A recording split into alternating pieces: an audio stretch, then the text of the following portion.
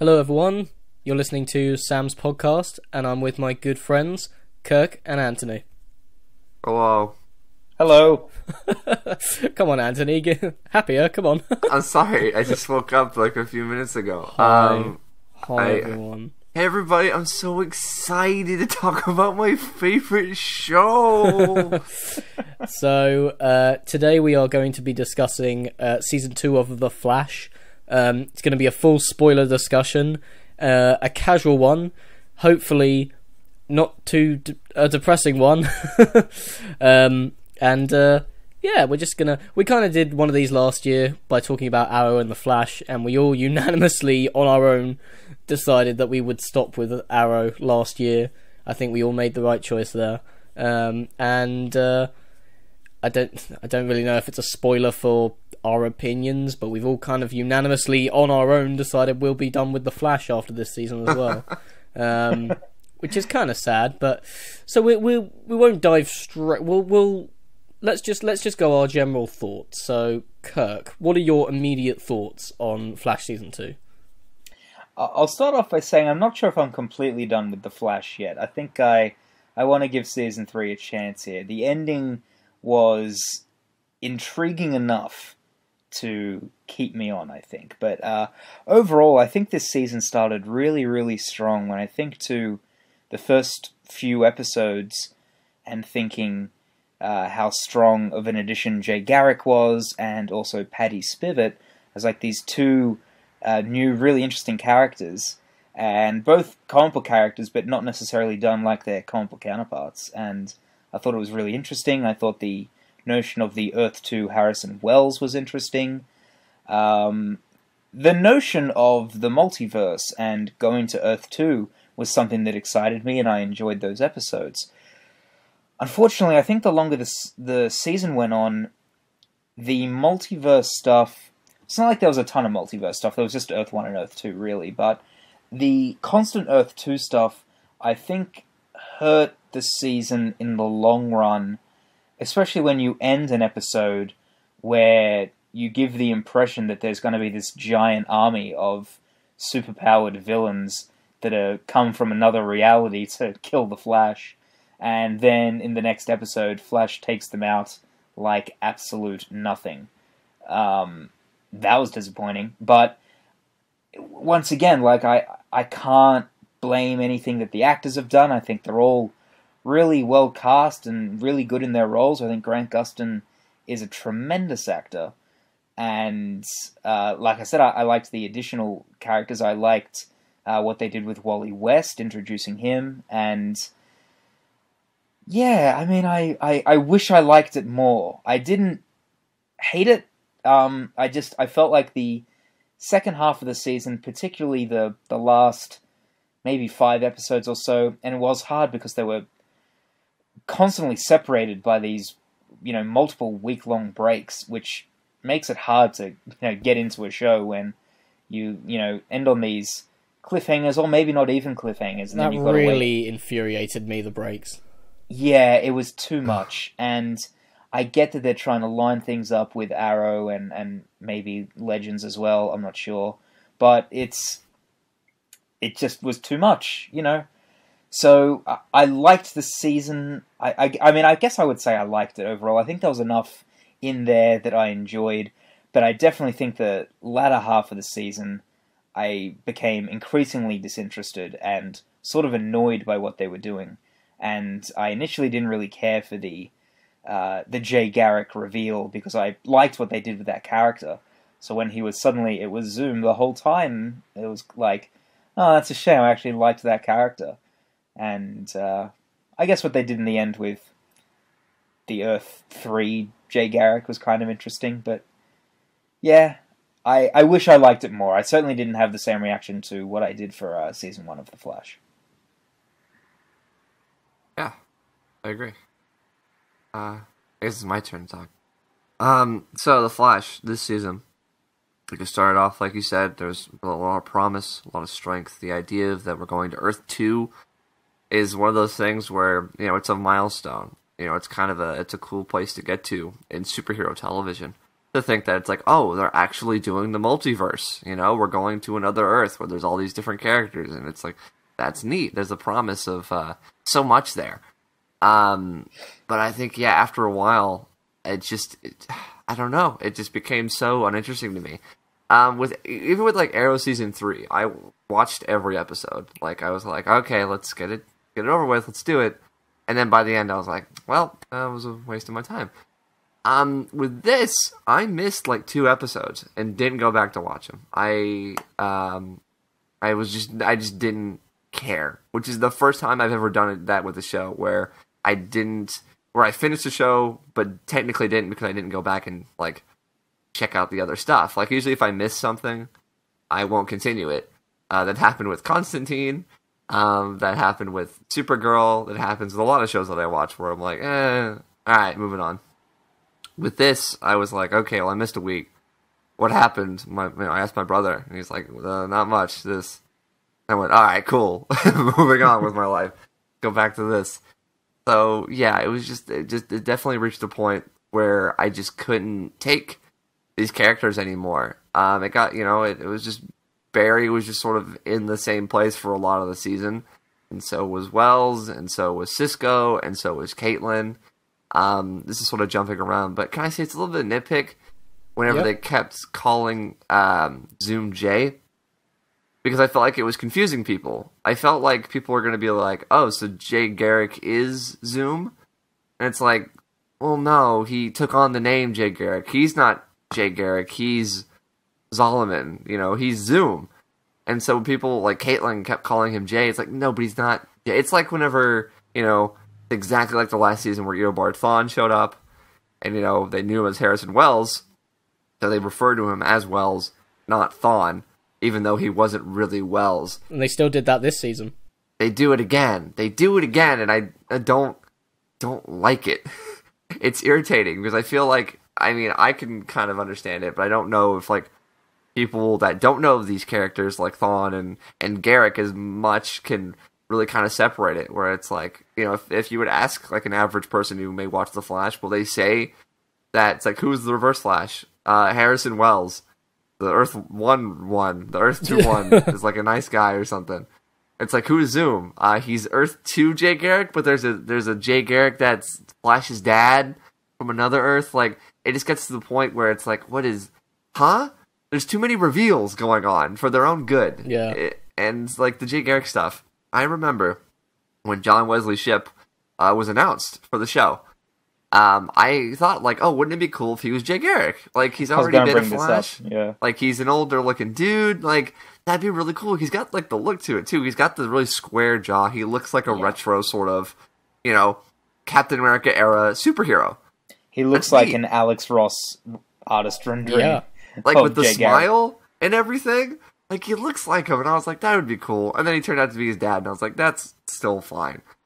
And so, whenever they have that line, where he's like, my mother's maiden name was Garrick. Like, if you didn't know it was coming from that point, I don't know what to tell you. Yeah. Because that was, I don't know how they could have done it, but that was hilarious to me. Yeah. He basically went, on another Earth, I'm the Flash. Might as well looked into the camera and winked. Yeah, exactly. My mother's maiden name was Jay Garrick. Okay. My name is Jay Garrick. So, like, having... That's funny. My name's not Henry Allen at all. I took your mom's name. Her name was Henry Nora Allen. So, with the whole Jay Garrick thing, it was just too little, too late for me. Like, they take it off, and he had a beard, which was funny. I was like, oh, that makes sense. Which was funny to see, like, grizzled John Wesley Shipp, the man in the iron mask, just like, hello. Oh, that was wonderful. But, like, yeah, I figured they would have gotten him out. Like, the whole season should have been built up to, like, who is the man in the iron mask? And then they break him out, and that's how they beat Zoom. Instead... Barry lets another Barry die, and then they gloss over it like it was nothing. Never mind the fact that Barry Allen died. So this whole Jay Garrick thing that the writers were like promising, like, oh, it'll get better, because when the reveal happened that Jay Garrick was Zoom, there were people that were genuinely upset. One of them being like Mark Waid, Mark Waid was like, this is an insult to the iconic character of Jay Garrick and what he means, like, in comic book history.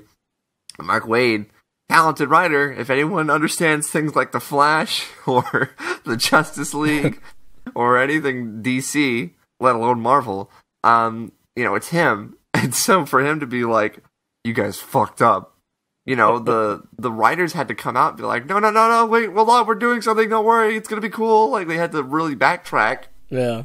Because it was such a huge thing. And I mean, this group of people is so, I mean, I'm just gonna say it, they really want to please people, Obviously, from the way that their programs have run and how certain shows have gone after a while, like, they're very eager to please. And so for them to be like, no, that's how CW works. And it cracked me up. I was like, well, where's this show even going? And then I completely lost. I can't, like, pinpoint the exact moment I lost interest. But it's got to be it was definitely some point after the mid-season finale, I will say. And it was during that whole time with a lot of breaks. It was just kind of bummed me out. I was like, I've completely lost interest and I don't care about season 3. I won't be watching. I can't do this anymore. I just can't. You guys had a great character in Patty, and you immediately got rid of her. Yep. Like, I feel like Michael when Holly leaves after a few episodes in season 5. Like, you knew I liked her, and you got rid of her. Why did you do that? Like, why did you get rid of the one thing that was really new and interesting and good? And then you hung up on David Wallace. I did. Take that, David Wallace. Go have fun in Jurassic World. Yeah, I really liked Patty as well. I liked that actress. I thought she was really charming and everything. I thought she was so refreshing. Exactly. It was refreshing to have a love interest that wasn't infuriating. I don't know. Like, I would have said she's the first love interest that's genuinely seemed like apart from Iris, she's the only one that seemed like a proper adult. She served a purpose that wasn't, quote unquote, the love interest. She wasn't there to just be the love interest. She had a point in the story. She had goals. She had dreams. She had, like, faults. Like, there was so much to her. She had motivation in terms of the stuff with Weather Wizard. Yeah, like, there was so much going on with her to make her a person and not just like, will they get together? Won't they get together? Who knows? Like, no, if the Flash wasn't here, she would have continued to have a story. It was just influenced and made, for better or worse, by Barry Allen. And so that's what a character should be. He was great. I wonder if they got rid of her similar to the way that in the first season of Arrow they wanted to hook up Oliver and Laurel very quickly, and they got rid of the policewoman. Another policewoman. Oh, that policewoman who got paralyzed by the Hunters? Yeah, and then he just kind of went, alright, see ya. That's right. What happened to you on that island? The best scene. His flashback. But I mean, I couldn't stand the treatment they gave to his and Iris's relationship. The way they had to have characters come out and say it and set it up, and they couldn't just have them, because I personally think those actors share brilliant chemistry, and every time in this season, especially when they were friends, I thought, I can't wait to see these two hook up eventually, because they work so well in the same scenes. But instead, because they have such, it's almost as if they don't believe they've done a good enough job, because then they have to have her say to Caitlin, I wonder if me and Barry should be together. And just it's ham-fisted, there's no need for it, and it takes away from those performances, I feel. And then after that it becomes so it's like they're putting it in their diaries, like, so we're gonna get together, we're definitely gonna get together. Okay, do you want to do it next week? No, okay, well, I can book you in next Monday. It's so weird. Just have a nice moment and kiss each other in the heat of the moment or something. You don't have to have everyone come out and say it. But I mean, I think that's why they got rid of, I wonder if that's why they got rid of Patty so soon. But there is a considerable gap between Patty's exit and the whole Barry and Iris stuff. I'm kind of perplexed as to why they wanted to get rid of her so soon. For me, I mean, I agree with you guys pretty much to the T. The first half of the season, if not perfect, was still enjoyable every time, and I still got really excited to watch it. I always had fun. You know, who knew that in its simplicity the show would be so good without being too ambitious with its storylines. I mean, villain of the week in this season was the best of the season. Stuff like King Shark I really liked. His first appearance at least. And appearance. But the reveal of Zoom's identity as a checkpoint almost just kind of does signal where the show just starts going downhill, because everything that has to because so much relies on that reveal that dictates everything as to where the season's going to go after that, and it's a really crap reveal, honestly, in my opinion. I was really let down by it. I mean, I don't know if it's bad because it's not what I wanted them to do, but I mean, they had a perfect opportunity to, you know, I love everything that they did with Thorne in season 1, in the fact that they did, you know, he hates the Flash so much that he tries to kill him, realizes he can't do that, kills his mum instead, with the hope that that will stop the Flash from being created, or giving him the motivation to want to be the Flash, then realizing that to get home he has to create the Flash, and he has to, you know, basically craft this person that he hates. He has to be responsible for his origin. That's a great idea. It's a great dynamic that I can't say I've seen before. And I thought that was incredibly inventive, and it managed to take them away from the whole. I mean, it could have been really easy for them to say, oh, he was destined to become the Flash, and that might be a little bit implied, but more or less it's because Thorne has manipulated this little boy's life. And yeah, I thought that was really clever, and it also embraced the absurdity in time travel stories. I mean, if to really understand it, you have to watch it from beginning to end. I mean, you can't just really. It's difficult to explain to someone who's not already initiated with the material. And I liked that they had the faith in the audience to go, look, we're going completely crazy with time travel. Follow what's happening. We have faith that you guys can understand this, and through this crazy storyline, we can come up with some great character stuff. In this case, they're talking about multiverses and stuff, and the prospect of there being multiple versions of people. I really, really expected, when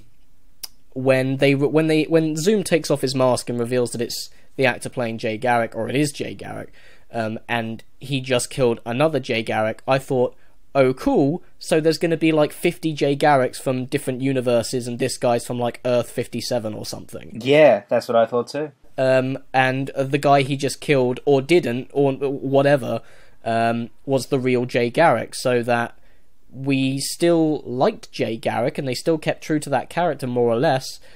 And then they were doing something similar in spirit to season 1, where they did a reveal where it's a character that we already know, and they're embracing that ridiculousness. Like we're gonna dive headfirst into multiple universes and all this kind of stuff.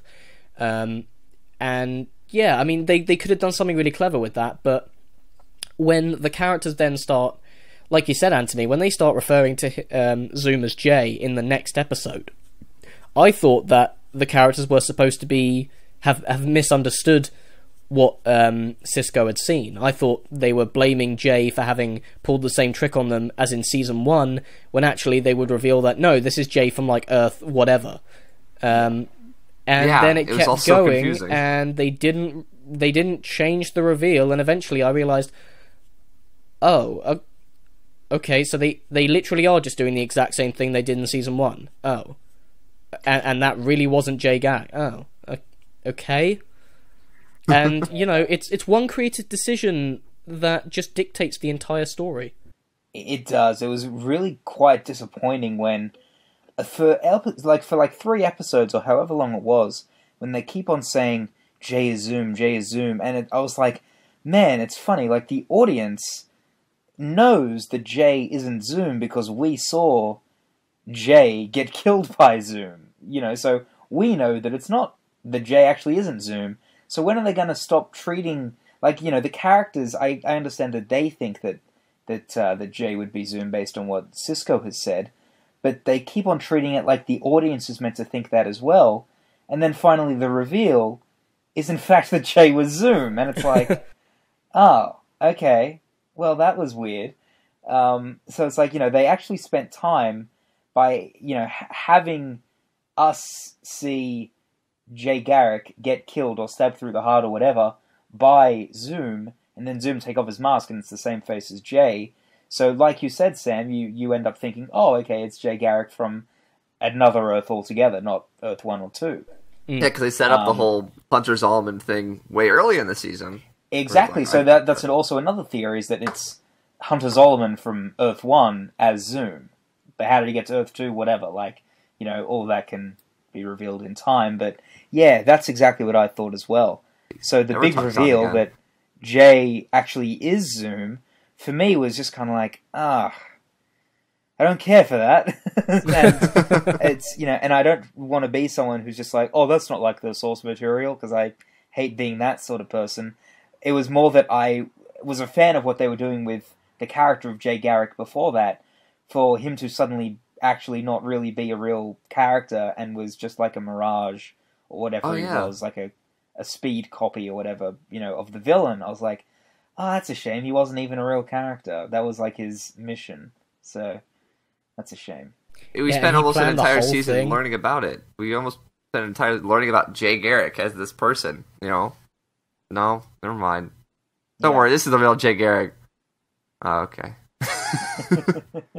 Someone want to explain to me, because so the really the episode that it was the episode immediately following the reveal where they're talking about Jay it's when Zoom actually comes back to Earth 1 and he tells them of his plan, and the best way they could think of dishing this out was to just have him sit in a room and tell them all.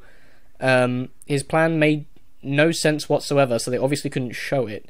It really feels like they were planning something different to what they went with in the end. And I would love to find out what exactly went down in the writer's room. I find it hard to believe that was what they planned the whole time, because when he actually sat down to explain it, none of it made sense. And it was, the best way, it's just him sitting down and telling people about it. And what was his plan? To destroy all the Earths except for one, and then rule that one? Was that his plan? Yeah. Well, yeah, that's another thing, because he says to Caitlin, oh, if I can't control this one, I'll control them all or something, and then he just destroys them all, or tries to destroy them all in the end. What? Yeah, see, it's that's a very similar idea to the, Crisis on Two Earths animated film with Owlman, where Owlman's ideals is that, the only decision matters is the one on Earth Prime, because every decision makes a branch of a different decision, and every minute a universe is born, because our decisions are basically multiplied. And so if I destroy the one true Earth, then everything will be wiped out. And so that's the only decision that matters, because it's the only thing that will have an actual effect, as opposed to branching and branching and branching. Here, I had no idea what Zoom wanted. I was like, are you trying to blow up the Earth? Are you trying to rule the Earth? What is your goal, dude? What is this? I thought you were supposed to be you were trying to be the fastest man alive. What happened to that plan? Is that over? Yeah. And then he also wants to prove that him and... Sorry, Sam, go ahead. Well, sorry, I was going to say he also wants to prove that him and Barry are the same person by killing his dad. Oh, that came way later. Oh, yeah. I forgot about that. What the fuck was that about? They killed his father, yeah. Yeah, they did it. Because they did... this also bugged me. It was when I started realising that they were recycling formulas from Arrow Season 2. Arrow? Yeah. And it worked in Arrow brilliantly. It was Slade. It was Slade getting his revenge, and it made sense. In this case, especially when I don't like the character of Zoom that they've created here. I think he's boring. I think he's a lazy creation that they've come up with. I know he's a character in the source material, but the way he's vastly different from the source material. Yeah, the way they've gone about it, it's that. So Zoom was a kid, clearly in the exact same set as Barry's house. Oh, thank you. Oh my god. They also used that house as like Leonard Snart's house in Legends of Tomorrow. I was just like, you've got to be kidding me! Everything takes place in this one house. We all use the same architect. That's great. We order our houses all online. All the homes in Central City look the same. And then his dad puts the helmet on him because reference, and then he shoots his mum right in front of the kid, and then maybe if they hadn't said anything in the dialogue, it might have been excusable, but literally, Zoom comes out and says it. You and me, Barry, are more similar than you think. It's like, yeah, thanks, we didn't get that before. The only reason they killed his dad... Why would you kill his dad just after he gets over the death of his mum? Yeah, that's... It's backtracking immediately. You don't even let the character breathe for a fucking second. Yeah, so Barry spends that whole episode being super positive, and everyone's just like, man, this Barry, he's too positive. We gotta make him depressed again. Yeah, Barry Allen, the Flash, the most hopeful character in the DC universe. Like, after a really nicely done episode directed by Kevin Smith, where we actually have an episode about Barry Allen and not whatever the hell, we get that. What a follow-up. He's super positive the whole time. Cisco's just like, oh man, he's too happy. And everyone's like, yeah, you're right, he's way too happy. Let's kill his dad. Let's depress this motherfucker. And then his dad dies, and then the next the next episode, they're like, Barry, we're gonna trap you because now you're too angry. And it's like, oh my god, this is so bipolar. Just, yeah. And every episode... I'm angry. I just got happy. And every episode follows the exact same structure of Barry needs to learn something, and a character will say something to him, and it's getting repetitive at this point. That's what I mean. Barry was such in the same place for the whole season, where everyone had, Wells had to tell him what to do, and then Caitlin had to tell him, and Cisco. Cisco, real quick note. I didn't hate Cisco at all in season 1. He was fine. He was cool. I don't like Cisco anymore. I'm done with Cisco. Duke, you win. Cisco sucks. The references were just cranked up to 11, and they were made even worse because they were with a man from a different universe. Oh, the fucking Jaws reference. How do you know what Jaws is? Did Spielberg also become a director in your universe and shot a movie with these exact people? Although, it's not as bizarre as... Is it Felicity going... at the farm. Oh, I think I've seen a movie where something similar happens to this. Ninja Turtles. Yeah.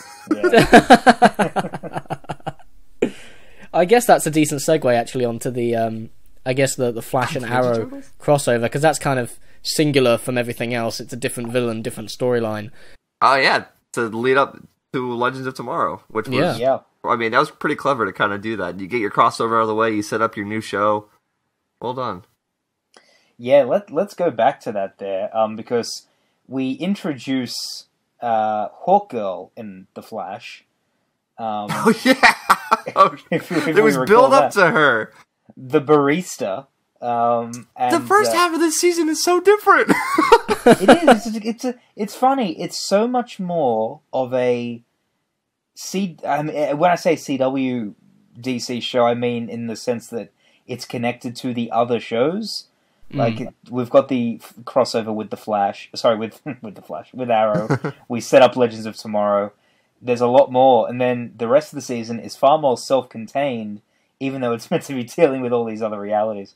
But yeah, it's just dark, sort of like, what did we do in Arrow? Cross out people's names. As opposed to, the Flash is its own entity, and it's shared a universe, and it's fun, and it's different, it's cool. We got Hot Girl and Patty Spivot. Yeah, actually, just real quick, I wanted to go back to Patty, just on a point that Sam made earlier. So, we were talking about how, the whole thing with Iris, did they just get rid of Patty so they could do the Iris thing, even though it was episodes down the line? I think part of it was that they knew Barry was eventually going to go to Earth 2, and they were going to reveal that he and Iris were a couple on Earth 2. So... I guess the idea was that they didn't want Barry to be in a relationship when that was going on.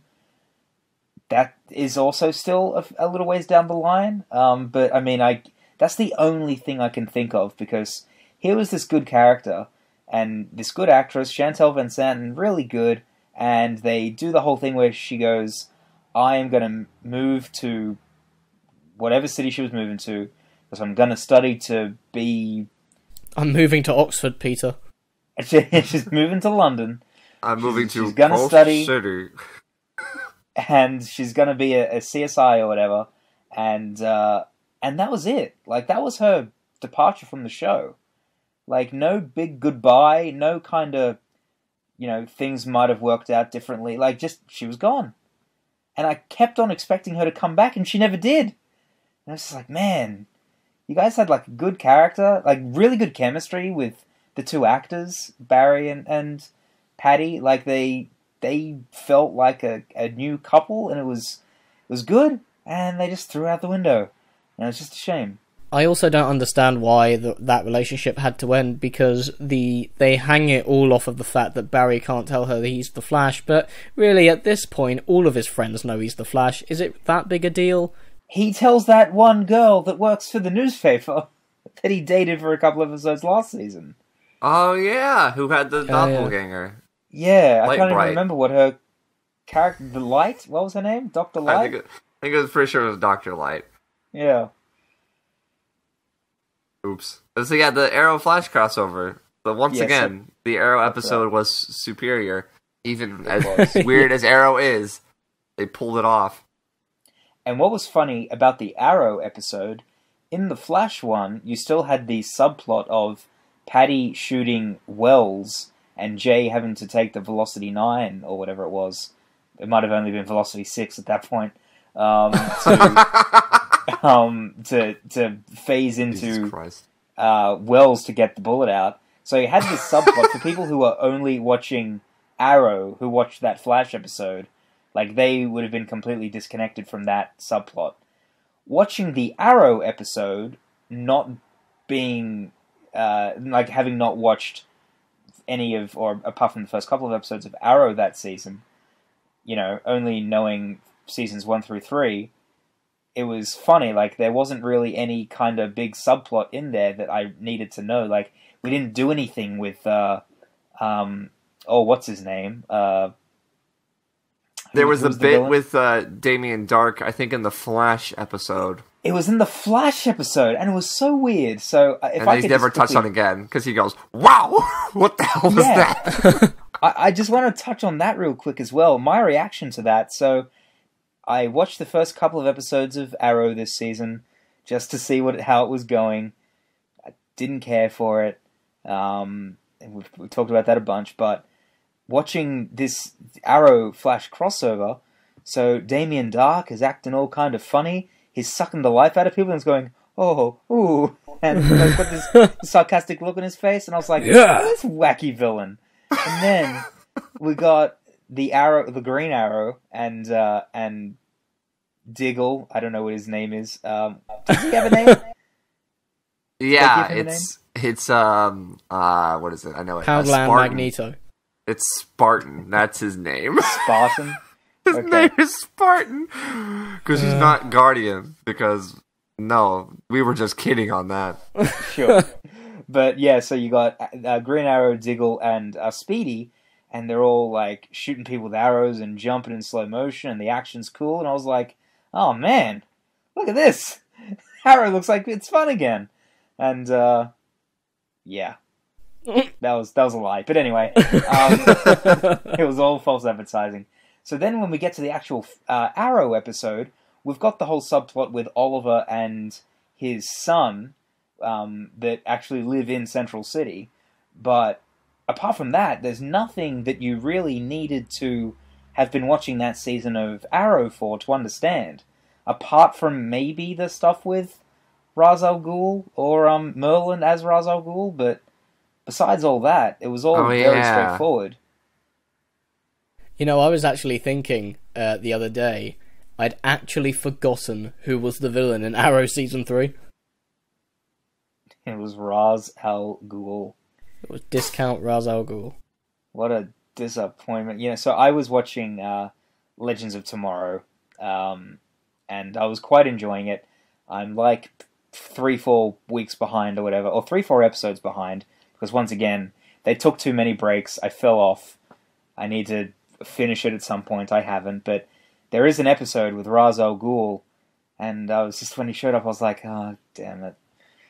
I don't need this Ra's al Ghul in my life anymore. No offense, Matt Nable. Sure, you're a swell guy. It's just, you know. Is Ra's al Ghul immortal? No. He's not well cast as Ra's al Ghul. No, I think he's a bit of a miscast. Can we actually talk briefly about the breaks? Yeah. They're infuriating.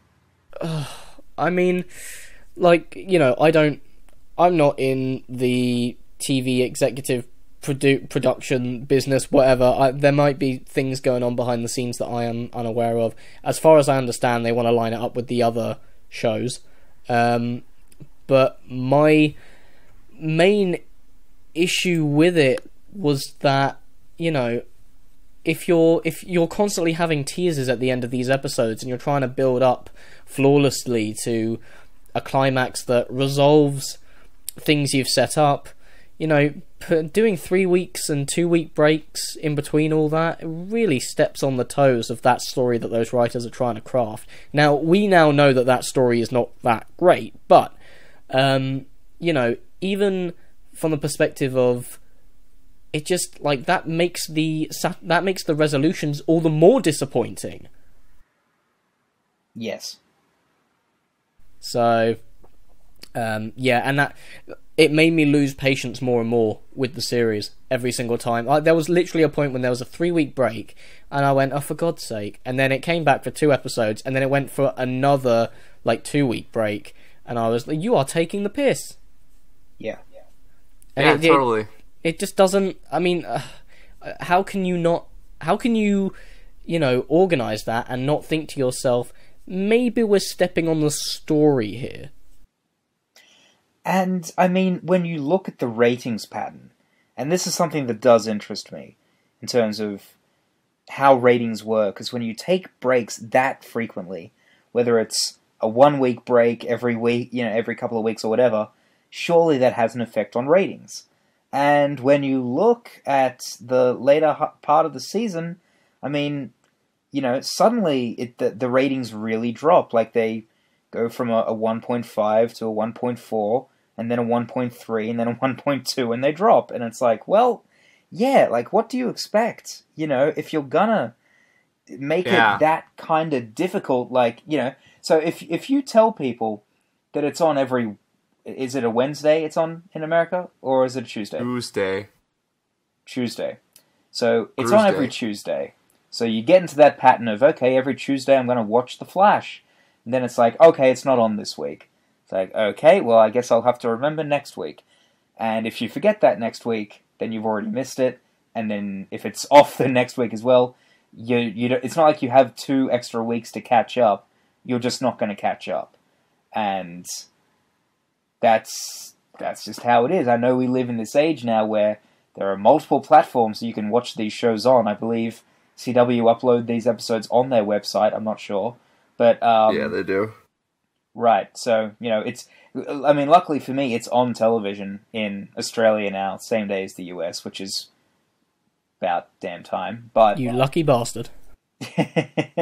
I think when they brought the cast of Arrow to Sydney that one year for the convention, and season 2 hadn't aired yet, and everybody raised their hand in one of the panels and said that they'd already seen it. It's like, yeah, well, if you don't want people to pirate, you better start showing the show. But yeah, so, like, you know, that also affects ratings, like, not just from a storytelling standpoint, like, that affects the lifeblood of what makes this show keep going, which is how it rates. So, well, there was a point when Daredevil Season 2 had been put up on Netflix, and it was during this little break that Flash was taking. I think it was a 3 week break, and I watched all of Daredevil Season 2, and then by the time I'll tell you honestly, I completely forgot that the Flash was even still going, till someone reminded me after I'd finished Daredevil, because my immediate reaction was, oh yeah, what's happening? Because you lose. I just started losing interest eventually. I just watched an entire show between your episodes. Yeah, I mean, if you're gonna have longer breaks, I mean, you kind of owe it to the audience to make those resolutions and make all the surprises and reveals all the more interesting and engaging and satisfying. And with the incredibly mediocre ones they had in store, I mean, it didn't work at all. Like I said, I kept losing interest in what was happening. And I will just, on a point I was making earlier about ratings, I mean, when you actually look at the ratings pattern, like, a lot of people DVR this show in the States. So yes, that is something, once again, that you also need to take into account if you want to add that to the ratings. I'm not sure if these shows actually do count that or not, but that is part of it. That being said, it's I don't know, it's funny to me, like, when you get into the pattern of missing weeks at a time, or skipping weeks, or waiting weeks so you can be in line with the other shows. I mean, who cares with Legends of Tomorrow? It's set in different timelines. Like, that show doesn't really cross over with the others, so that's fine. But, I mean, with Arrow, it's not like they've really crossed over with Arrow again. I know that, I guess Barry probably showed up to Laurel's funeral. I'm not sure. They certainly teased that in the first episode. But oh god, yeah. can I say one thing? When Laurel's Earth 2 doppelganger shows up as Siren, did they call her? Black Siren? Black Siren. And then someone asks, I think it's I can't remember who it is, but someone asks, "Oh, you know this person?" And then Caitlin goes, "We didn't just know her. We loved her. We loved her." That woman that never ever like said anything to these people. I mean, it would have made more sense if Cisco had said it. Maybe. Oh man, I loved her.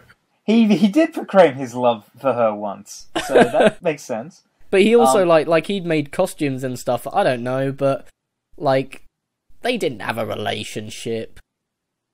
Her and that team, they didn't really know her that well. Piss off. No, and it's like, look, if cringe so hard. Say Felicity had been killed, God forbid, but if Felicity had been killed, that makes sense. They had a relationship with Felicity. Hallelujah. The bells fucking ring. But yeah, that line was so on the nose because they hardly had any interaction with that character. And they also hadn't acknowledged that she had died in the Flash series. No, they hadn't. It was kind of one of those funny things where if you don't watch Arrow or you don't keep up with Arrow, suddenly you're told this character's dead. It's like, oh, wow, okay. That being said, I thought Katie Cassidy did a good job, and I liked that she had her Black Canary powers. She's a great actress. Yeah, that was cool to see. I liked it. You at the con this weekend? Something that was kind of stupid, though, in that episode, just since it's come to mind, when she tells Cisco and Caitlin, who are pretending to be their Earth 2 counterparts, she throws Cisco something, and he catches it with his right hand, and she's like, haha, joke's on you, you're meant to be left-handed, or whatever. That's stupid. And it's not because that character was left-handed on her Earth, it was because they're doppelgangers. That was the reason she gave. I didn't watch that episode. Because they were opposites, and it's just like, no, that's not how it works. There are multiple realities. Haven't we established that way early on in the season? It's not like there are two Earths and they're mirror images. Anyway. Yeah, and the episode where they finally do go to Earth 2. So Barry has the numbers of the Justice League on his telephone, even though he's not the Flash in this universe. Yeah, that was... the fact that he has, like, Bruce Wayne's phone number is pretty funny. Bruce, Diana, how? Like, okay. Diana, of all people, an Amazon warrior. Yeah. Yeah, like, what else could she be on this Earth? Like, She just wasn't from Themyscira. Yeah, exactly. How does that character not be Wonder Woman? Yeah, like... There's no way. Bruce Wayne and Hal Jordan, there's potential that they could not be, the same... Like, they might not be Batman and Green Lantern, but Wonder Woman... Yeah. Hal Jordan is the only one that sort of not really makes sense, because at least he was always just a person. But yeah, Bruce Wayne's a fucking millionaire. Yes. I have Steve Jobs' phone number on my thing, right next to God. I will say that, and we haven't really talked about this, and I think this is the saving grace of the series. Following that little moment, that kind of stuff used to be excusable, because then they would follow it up with the scene of Barry talking to his mum on the phone, and that it's Grant Gustin doing what he does best. He is a terrific actor, and he absolutely he just is Barry Allen, and I mean that kind of stuff, because I suddenly forgot about that reference that obviously didn't make sense. They obviously just wanted to put that in there to appease fans. Whatever, it's not a big deal, because these characters are well established, and Grant Gustin just injects so much character into Barry Allen. And I think whenever the material hasn't necessarily been all there, he's been perfect.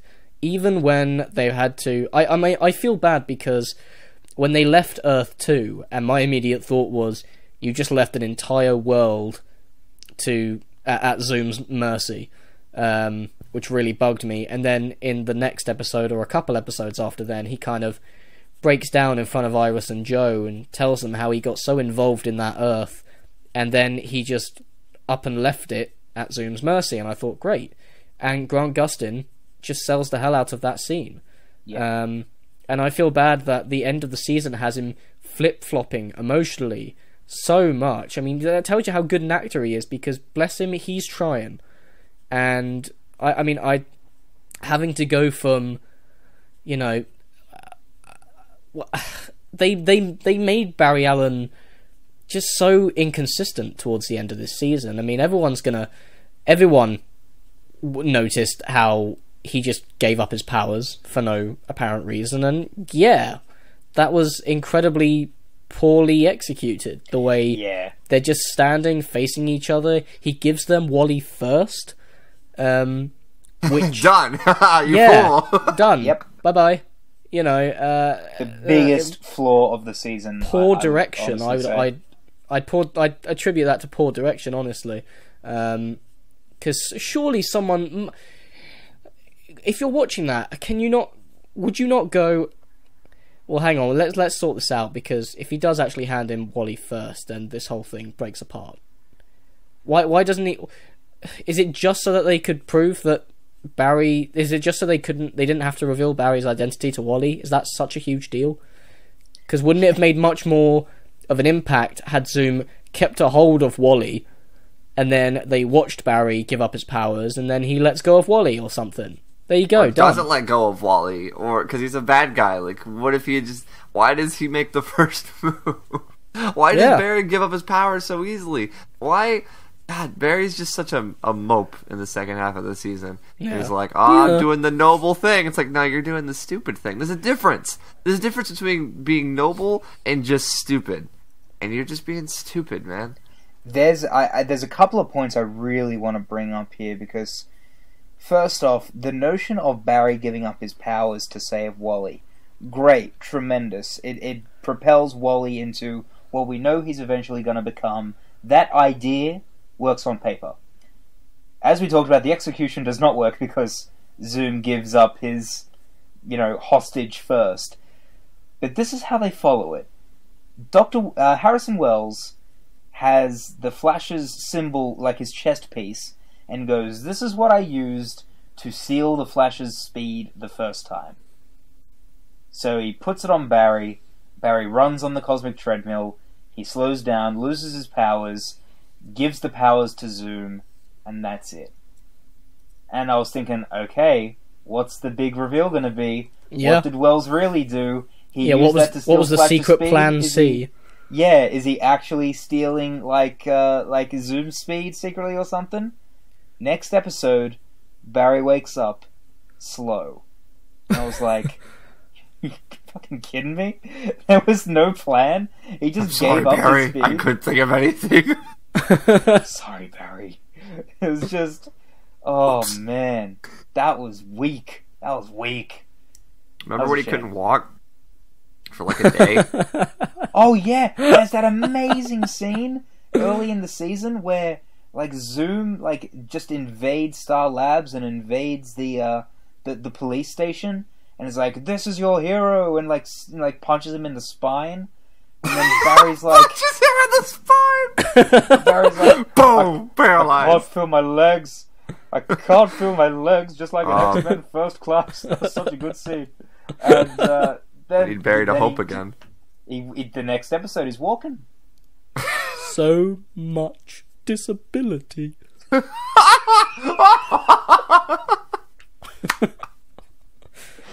Oh man. So he could still use his speed, right, in the chair? Are we allowed to use that? Can you imagine him just like proper going for it in the wheelchair? Just Oh, brilliant. freaking booking it in the wheelchair. Now I'm wheels. Oh, literal Hot Wheels. That would have been great. Why not, right? Come on, god damn it. Instead, Oh, yeah, bloody hell. there's a he's in the chair and then he's not in the chair, and it's like, well, there goes that. He even like, this is how great Grant Gustin is. Like, he even like raises his hand like towards his face the same way Wells did in the first season. I was like, oh, look at him here, just like subconsciously pretending to be Wells.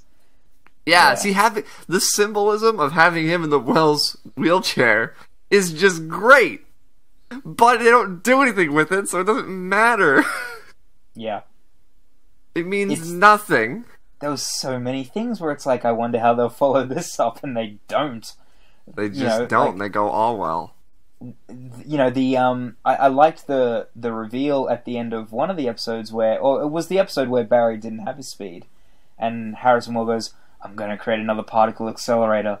It's like, oh, cool, that's interesting. I wonder what they'll do here. Will this create more, superpowered people like metahumans again? And then what they ended up doing is interesting. I really liked Kevin Smith's episode. Or at least I liked the stuff with Barry and the Speed Force. Yeah, I like that. I don't I liked remember that what the other stuff. stuff was. What the other stuff was like about Cisco's alternate brother? Was that episode? Oh, I've completely forgotten about that. It His was doppelganger the brother, stuff with the zombie does he kill the dude? Colossus guy. Zombie Colossus, yeah. Yeah, no, Zombie Colossus. Fuck. I didn't think that. Yeah. So, should we talk about the finale? Yeah, as much as I can remember about the finale. Remember Barry Allen died. Here's That my was it. Here's my first question. Someone want to explain to me time remnants? I don't know. I can't do it. I mean, like, it's they say it's like You can't create a time Barry- remnant. Barry goes like back in time, and that see, like, I'm confusing myself. Like, this is something that the show has a problem with. There's kind of like an unwritten rule of show, don't tell, and this series needs to tell. Yes. They never reveal things through visuals. It's like they have to explain things even when it is the most bullshit science of bullshit science. Like, Wells just knows how things work, including about the multiverse, and it's like, how do you know that when this is not an exact science? When it's not, something that we deal with every day? And he's just like, Barry, the multiverse. And it's like, no! Not the multiverse, Barry. The multiverse, Barry. You have to run. You have to run into the multiverse. It's like, they Go just say hi do to these Supergirl. things where they spend like, all these, which I'm sure is like difficult dialogue to learn for the actors because it's stuff that is not real. They just explain and explain and explain, and it's like, you're going to need to slow down. I'm going to need to see Barry actually do what he did to get a time remnant, because I have no idea what you just did. Yeah, And if I go back and listen to them explaining it, maybe I'd understand it, but it goes by so quickly where I'm just like, wait, hold on, what? And then there was no fun explanations going on. We didn't have fucking what's his name, Firestorm, that guy. We didn't have him to be like the old fun scientist. After a while, he left with Firestorm to go be a legend of tomorrow. Yeah, that's what he did. Yeah. And so it just became Wells being the Barry. Cisco, don't touch my things, Barry. And it was like, okay. And also, going back in time used to put you in your former self's body, like in X-Men Days of Future Past, and then when he went back to ask Wells, or Thorne rather, questions about his speed, there's now two of them. Oh shit, you're right. Well, okay, I think what happened was he... The writers decided to change it. No, because they touch on it, because he doesn't just like his brain doesn't just turn on, like he fades away like from existence because he's back, or maybe he's traveling at a certain I don't know. But yeah, in this they just sort of like the time travel is just sort of a thing that can happen. And I mean that episode was fun because it was good to see that Harrison Wells again. I will say there were certain episodes that were enjoyable because they were throwbacks to the last season. Like the episode with Eobard Thawne coming to here and basically getting his origin story. I really like that episode. Whenever he says that, he's like, Barry, you have to understand, you have to send him back because this is his origin story. You will fight him and defeat him someday, but that can't be today. And it's like, oh, that's cool. Thawne creates the Flash, and the Flash creates Thawne, and those characters have this interlocking history, and that's super cool. Yeah. But then, fucking whatever, Zoom does a shit. So hang on. Zoom went back and got his former self, his past self, on Earth 2, and then killed his past self. Yeah, he got him to agree to kill himself. He does this twice, by the way. One, to create Jay Garrick as like a fake Jay Garrick. And then he agrees to do that because of reasons. He's a very guy that you can just tell him what to do. And then he also does it to prove a point to Barry in like a later episode. He creates another time remnant. And also none of this attracts the attentions of like the time wraiths or whatever they're called until it needs to. Oh yeah, until the writers want them to appear. Yeah. And then he becomes the fucking Black Flash out of nowhere. Like a thing. Like they decide to make him this other character as well. Like this one guy is Jay Garrick, Zoom, and the Black Flash. He's all zombie looking like a Black Lantern, and it's like, oh, okay. I mean, that's kind of a cool reference. Is that something they're actually doing, or why are they setting up the Black Flash in season 2? Like, just why is it him? Why are they like, oh, we're gonna take you now? Why does his things turn red? His little like lightning bolts turn red for no reason because that's what the Black Flash looks like. It's funny, like the whole thing with the time wraiths was cool. Like I liked that when Barry traveled to season 1, Thorne is going on about like, damn it, Barry, I've been so good at fighting them, and you've brought them here. I like that. I like that whenever they have like a list of things that have happened at that time. I really enjoyed that because I'm sure I've always thought that it's like, oh, it must be confusing traveling back and like through time and stuff like that. And they have like a list of things that's like, who knows your identity, what events have happened at this point, who's who. I was like, say to make sure you don't change the future. Well, when he says I need to defeat the Man in Yellow, I thought, oh, of course they still don't call him Reverse Flash just yet. Yeah, exactly. Yeah, that was a good episode. Oops. And little things like when Thorne was saying, see, I haven't taught my Barry how to phase out of things yet. Like, these little things, it's like, good, they actually went back and figured out what Barry knows and what Barry doesn't. And when he finally just gives up and says, let me out of here, Thorne, I just was like, that was great. That was really good. Stuff like that was like, and I don't want to say classic Flash in terms of the source material or what have you. Classic season 1 Flash. Classic season 1. Really bringing it back to the good old days. Vintage Flash. But it was just kind of like, yeah, that's really cool. Going back to season 1, which was such a strong season, and just felt so refreshing to see that again. Yeah, I don't know. There are things that they did, and like going back to the finale, you know, the whole notion of time travel, like, I mean, obviously it wasn't always like Days of Future Past where he just goes back into his like former body, because like Flash from the future goes back in time to stop Reverse Flash from killing him as a child, or so he thinks. See, here's what I used to think.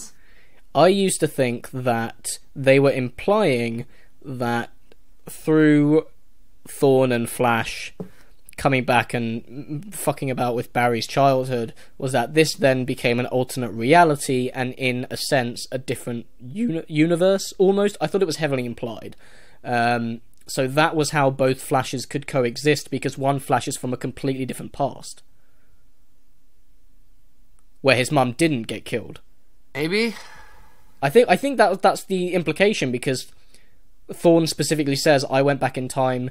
Well, first he says, I went back in time to kill you, but then I decided if I couldn't kill you, I could kill your mum, and then you wouldn't become the Flash. So the implication being that they come from a different past. So maybe I'm reading too much into it and giving them too much credit, but I mean, it's even more confusing now that there's like 20 Flashes at that point in time. We've got like child Barry, we've got future Barry, we've got season 1 Barry that fades away, and now we've got season 2 Barry, all in that timeline, like all in that moment. So at the end of season 1, Barry has tapped into travelling back in time, and he makes a deal with Thorn that he will be able to go back in time, save his mum, yada yada yada. So the whole finale, he's contemplating, do I make this decision? Do I change the past for my own selfish reasons? Or do I not?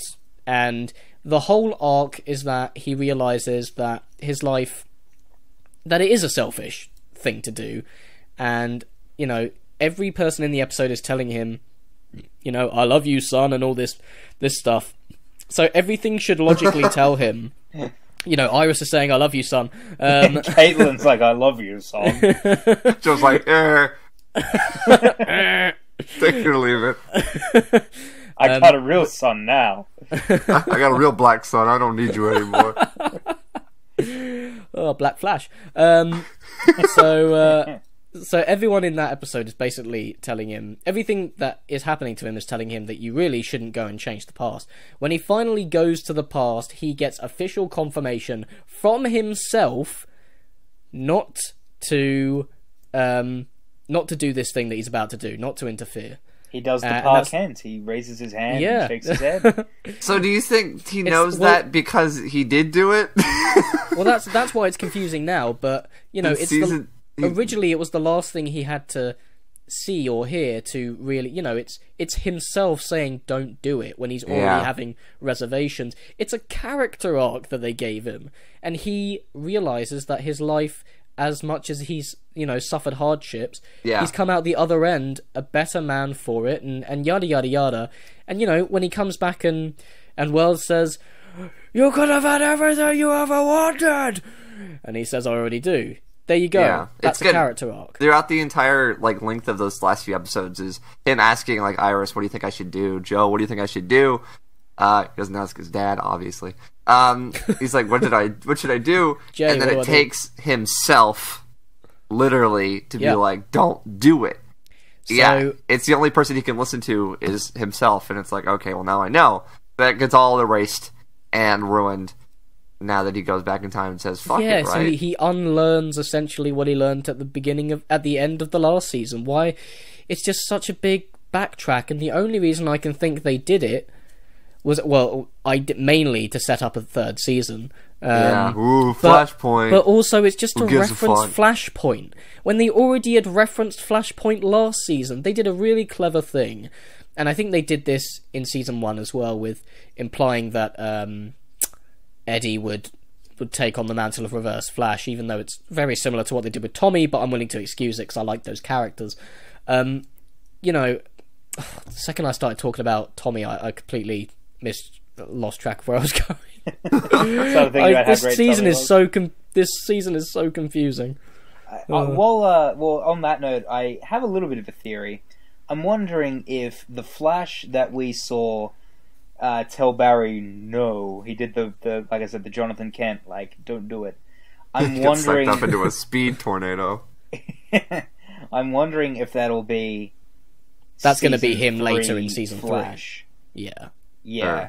That's definitely the implication. That's what I'm thinking. So I remembered what I was going to say. In the same way that they kind of subverted expectations with pandering to fans and then doing something that actually made sense with characters like Eddie and Tommy, here they heavily implied the whole of the season 1 finale, Flashpoint, Flashpoint, Flashpoint, and then they did something that made sense with him, you know, because I remember being really angry throughout that entire episode until he finally decided not to do it, because I was thinking, dude, everything in this episode is telling you not to change the past, yada yada. And like I said, they did something that made sense while kind of alluding to a comic book thing, and that's really how you should do it. If you want, you know, you want to be reverent to past things, but you also want to do things that make sense in the context of the story that you're telling. And you know, it led to a fucking amazing, moving, sad moment between Barry and his mum, and that's still an incredibly well done scene. And you know, I've gone back and watched that a few times now, and you know that is the exact polar opposite to season 3, to the end of season 2, where they're just going, fuck characters and story and things that make sense. We just want to Flashpoint everyone, and Jay Garrick. I mean, Jay Garrick made sense, but I mean, Flashpoint. I was seeing loads of people online going, or people on the Facebook page thanking the writers for referencing Flashpoint. They already referenced it.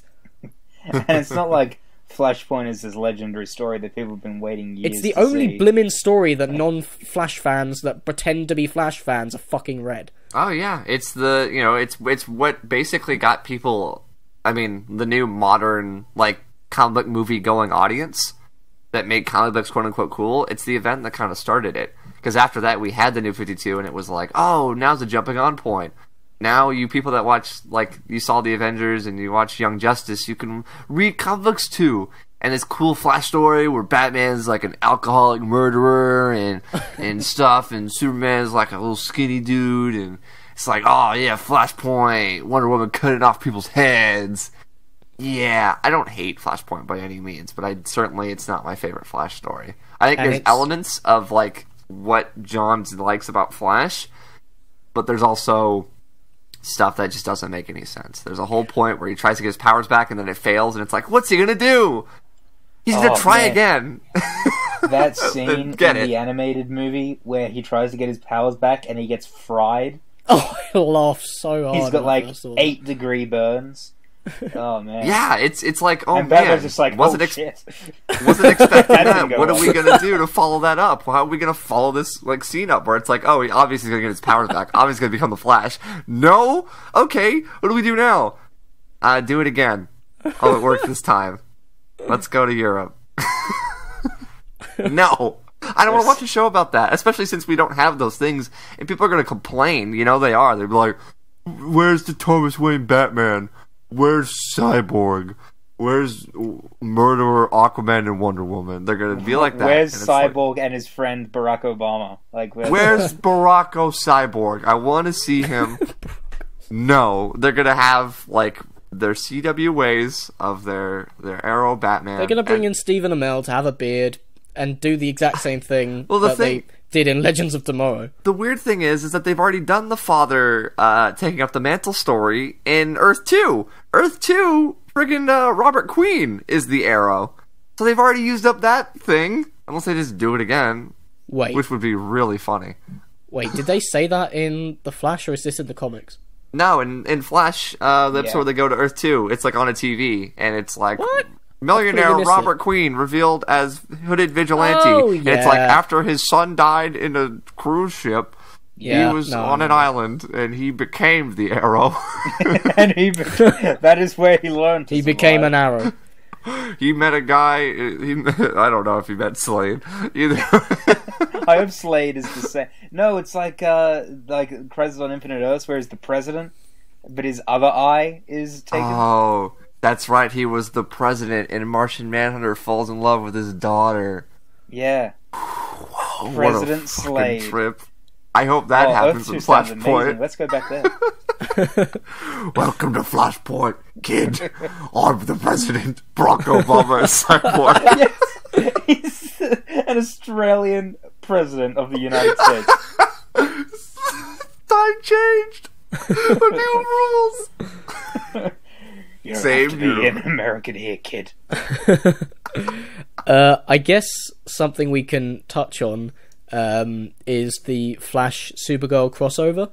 Yeah, I really want to. I mean, it's not really part of Flash season 2, but why not? I mean, Barry's in it. And it's worth discussing because they alluded to it, even though they couldn't quite. Fuck. Put a line in there at least. Jeez. How long was I gone? You were gone like 2 seconds. Oh, okay. Let's move on with that then.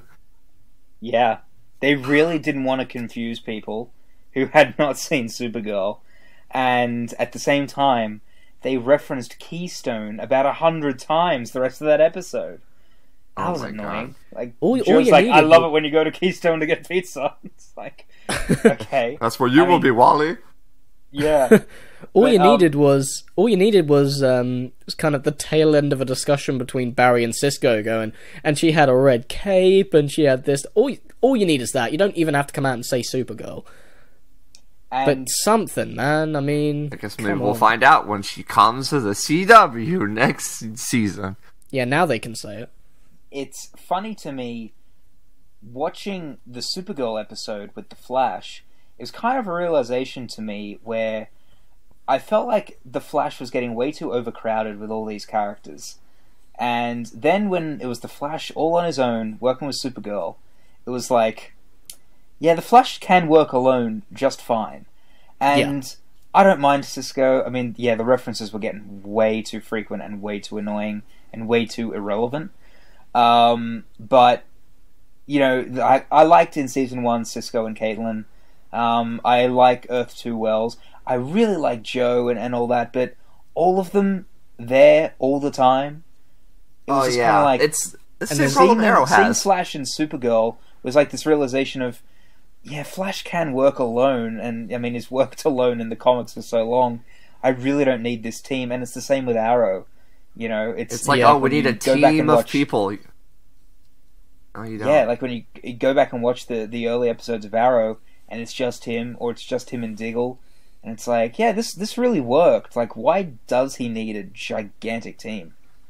And I also think that Grant Gustin is perfectly convincing as being the Flash that needs to learn stuff, and then just kind of going to the light-hearted, full, youthful, optimistic Flash when he's teaming up with the Green Arrow.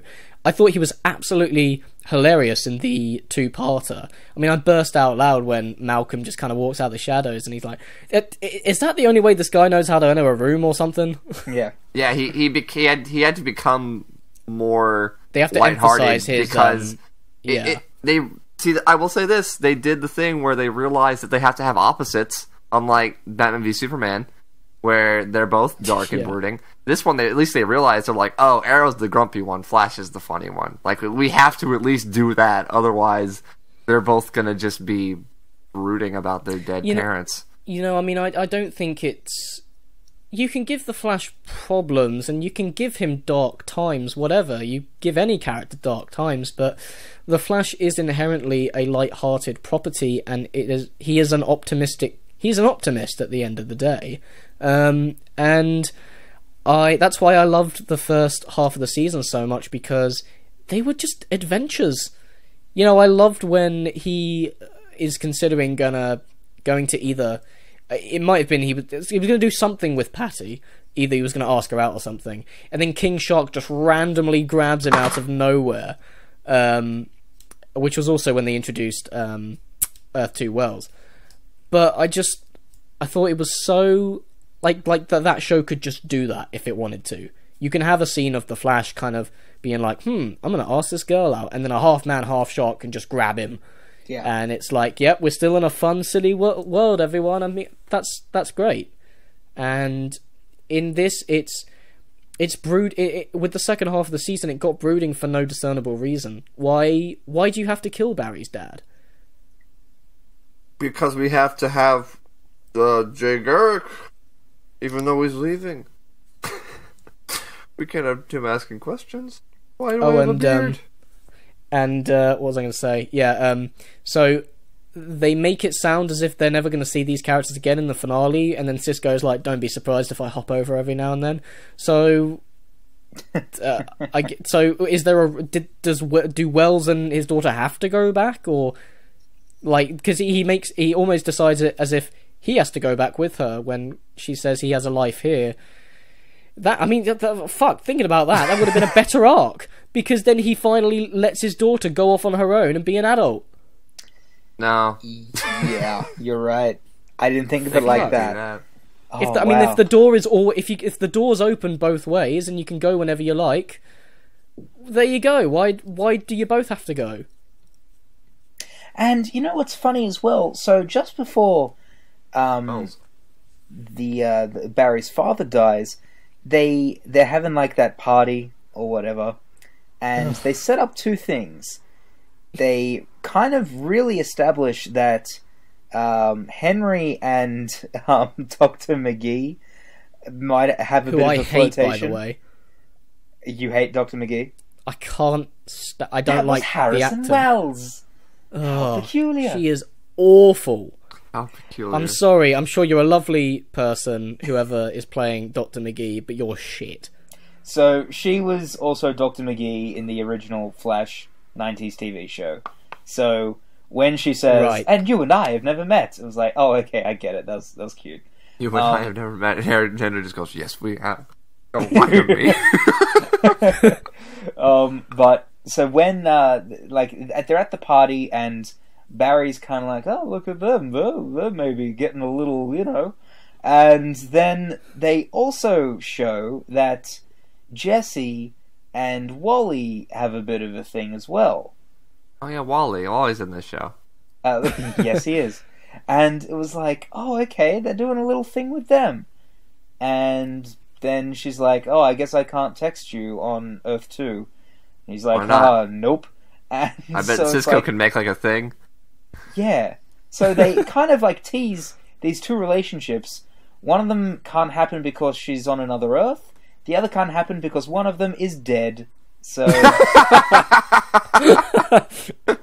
set it up and literally took it away like 2 minutes later.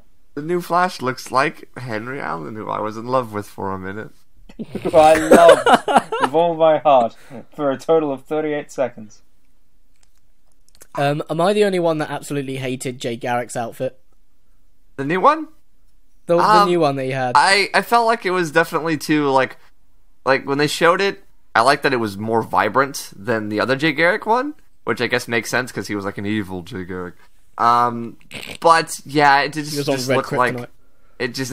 I wish. Oh man, flicking peanuts at people. Oh man, no, that was Richard Pryor's magic kryptonite. I did Tar is the special ingredient. I did like that. His suit was more vibrant, but it was just the same looking, just like the other Flash suit, like like this leather type material. Yeah, and I was like, that's not different. That just why do all your suits look the same? Well, I mean, I didn't have too big a problem with the design, but I just thought John Wesley Shipp looked incredibly uncomfortable in it. He's old. And I was looking at it and I was just thinking, fuck it, just put him in jeans and a jumper. Yeah, that would have been cool. Like that would have been. If you're gonna do it, then do it. Just put him in a blimmin' jumper. It would have looked better, and it would have been much cheaper. It just looks so over designed. And then he's gonna put on this helmet because So here's a couple of things, right? First off, how did he have his actual costume to begin with? He had it in his pocket. He just had it with him. They could have explained that, like he had a ring on him or something. Packed into his Flash ring or something like that. That might have been kind of cool, but they didn't. And then they're like, "This was the helmet of the Jay Garrick that was not Jay Garrick," and none of them bring up the fact that it was his father's, who was like a murderer and killed his wife and abused his son and turned him crazy. He also had nits. I'll wear it. I'll steal something from him. It's like, He stole my name. I'll steal this fucker's helmet. I'm the Flash now. I'll steal his hair lice. Hope he watches that thing at the sink before he puts it on. I don't understand, because he's not going back to Earth 2 to be the Flash. So he's not like trying to blend in. Also, I think they would notice if he came back as an old man. Wait. So I don't understand. He's not Earth 2J. He's Earth 3J. So there is no Earth 2J because J is Henry, and Henry is the dad of Barry. So when they say the line, "Oh, on our Earth this means hope," that doesn't matter because he's not going to their Earth. Yeah, it doesn't. Because he's not the Flash there. He's the Flash on Earth 3. And if you're prepared to go Jay Garrick Earth 3, then why didn't you do that Zoom is really Jay Garrick from Earth 5? Because he's not Jay Garrick. Henry Allen is Jay Garrick. And Henry Allen is still Henry Allen on Earth 2 because Barry Allen exists. So on Earth 3, Barry Allen does not exist, I guess. Also, how does he have his mom's maiden name? Like, his mom got married and had a little baby Jay. How does he also still have her name? Unless they just took it. Unless maybe I don't know, maybe the father died or something. Maybe Barry's grandma is a dude on Earth 3. What the hell? So my mother's maiden name was Jay Garrick. What the hell, Jay? What they said was that Jay Garrick was the name of this guy that John Wesley Shipp plays from Earth 3, and there is no Jay Garrick on Earth 2, which is why he could just use the name, because he wasn't stealing the identity of anybody from that Earth. Right. Yeah. So Earth 2 doesn't matter. I was surprised in the finale when they showed that flashback of Zoom and Jay fighting, because we now know that visualization is a complete fabrication. I guess, yeah. Because he'd have been fighting himself, unless they're going to come out with... Well, they wouldn't... I don't...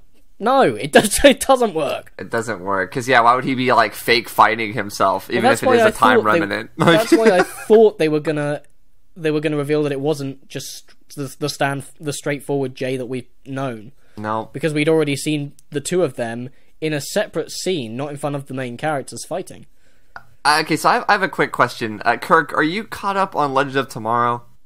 No, I'm not completely caught up yet. They decided to go into the future when Vandal Savage was at the height of his power, moments before like Rip every Hunter's time. parents or kids his wife and his son are killed days before, and it's like, aren't you trying to stop that from happening? Why are you going to there? And I think the whole point is that they're getting a weapon to stop him, so maybe they'll go back to the past and kill him again. But yeah, I fell off, and I need to jump back on that horse. Okay, because there's something that I know that they do at the end of the episode that sets up DC Universe things, and I'm confused as to how they're going to do it now. I don't care about being spoiled if Kirk isn't. I don't mind being spoiled. Sorry, audience. It's not a story element. It's just sort of like a Nick Fury at the end of Iron Man type thing.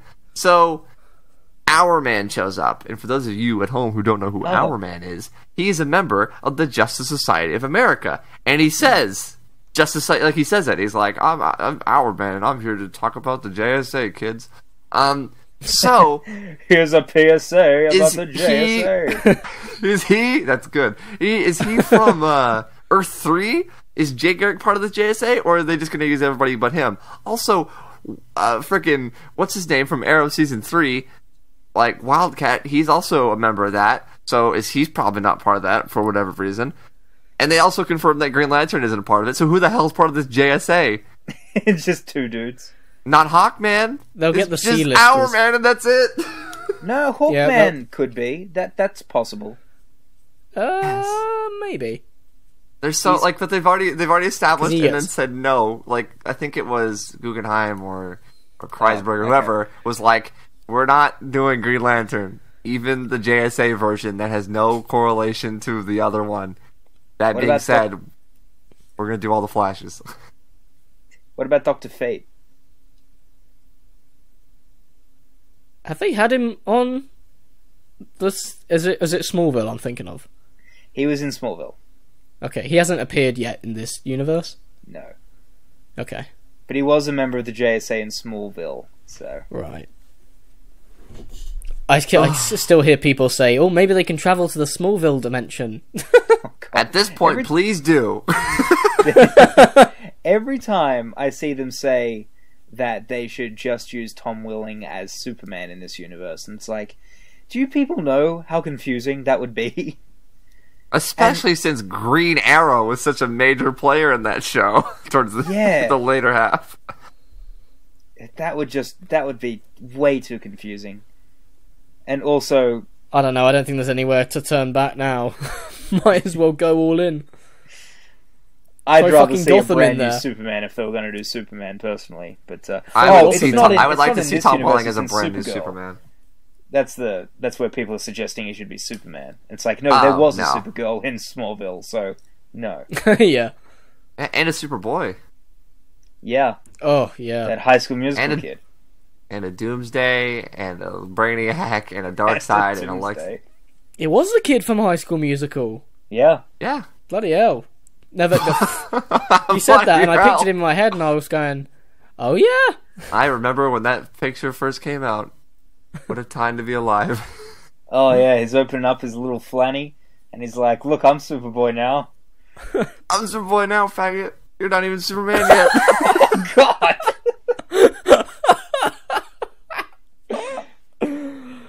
That's a good point. Yeah, he was Superboy before he was Superman. Oh yeah, and so was Supergirl. I mean, she was.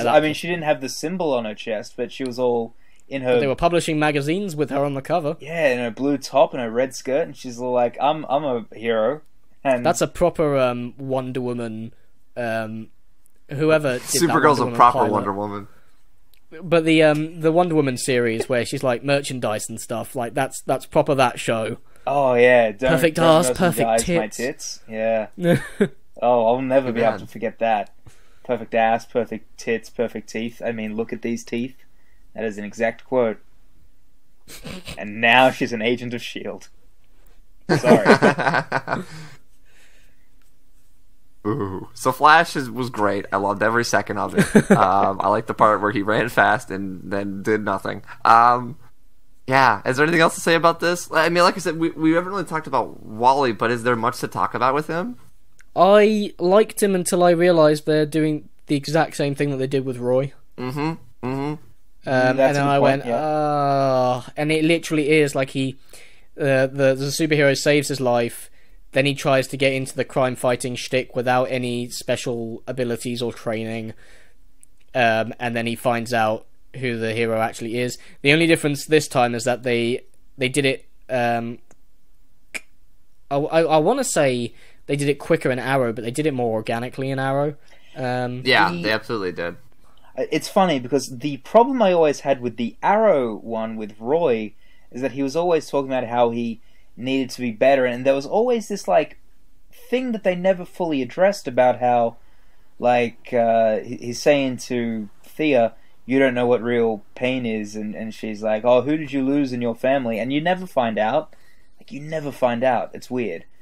At least in this, I mean, we at least met his mother, and we know his struggles, and we saw him racing cars. Like, once again, with Roy, you're always told, oh, he's like in a gang, I guess. And yet he has this house and stuff. Yeah. He has a house. Has he have a house? I liked Wally. I actually... Yeah. I actually liked Wally when he was a complete dick. Oh yeah. Because I liked him challenging Barry because everyone does suck that guy's dick dry in that family. Yes. And it made sense that he would feel threatened by him. Yeah.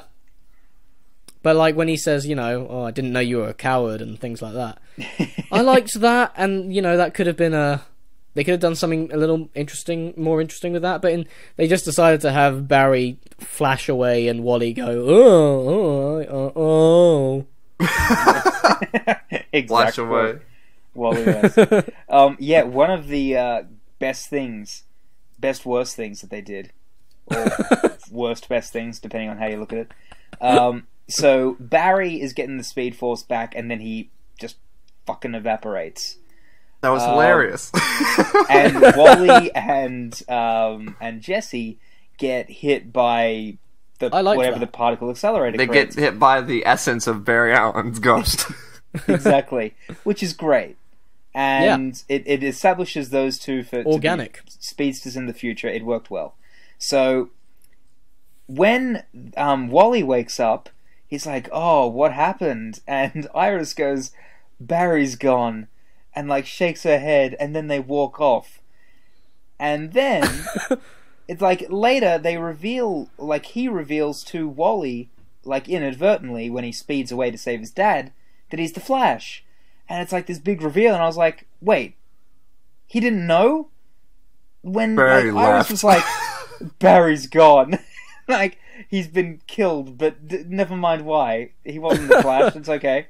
Like, what did they tell him? It's the same. Annoyed it's me. the same thing. It's the same thing as Gwen's dead. Don't ask me questions. Yeah. So yeah. That was.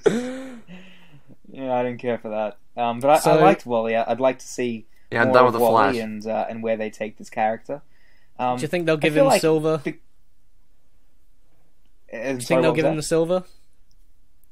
The silver outfit? I guess. Yeah. No, I hate because okay, hold on. He does. Black Wally does have the yellow and red suit now in the comics, so there's hope.